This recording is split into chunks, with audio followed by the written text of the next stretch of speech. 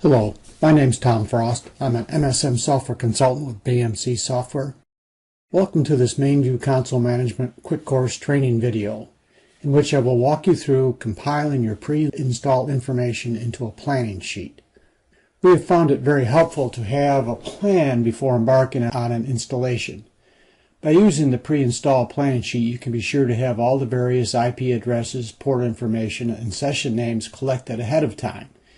Also, you can use this time to come up with a plan for building CCS and CA servers with some sort of logical names and sessions. Let's take a look at a sample pre-install planning sheet. There are two tabs in the workbook. One is for primary consoles, the other is for primary VTEM sessions. For now, we'll take a look at the console sheet. Let's start in the left column. CAC. The name of the CPU or CAC we're going to connect to. We don't actually use that information directly, but it's very helpful to have it available when trying to trace down a session that will not connect. LPAR, it's the LPAR name. Again, we do not directly use this, but you need to know the name for reference. LU name. This comes from the OSA ICC configuration. Each session, console and VTEM, are assigned an LU name. When the client connects to an OSA ICC, they request a specific LU name in order to get a session. Whoever set up the OSA ICC will be able to give you this information.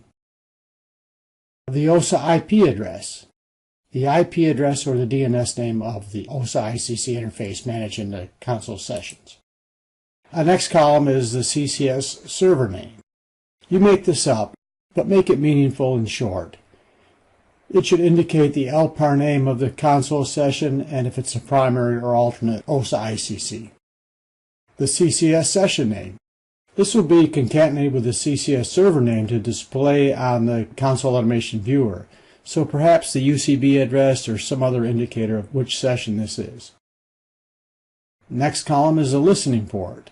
This is the IP port the MainView console management server will listen on for incoming client connections into this CCS session. Define one port per CCS server. We suggest you make them in the 10,000 to 30,000 range to stay away from the well-defined ports and dynamic ports. Your network team can give you a range of ports, and they will have to open any firewalls for these ports between the end users and the MVCM server. Console automation server name. Again, you make this up, but keep it short and meaningful so you can recognize what it connects to.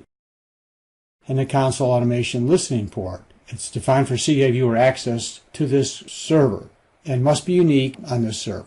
The same firewall considerations as the CCS listening ports.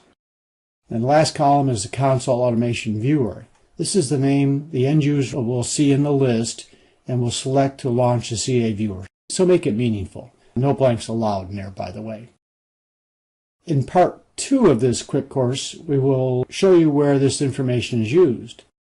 Thank you for your time, and please join us again for more MainView console management quick course training videos.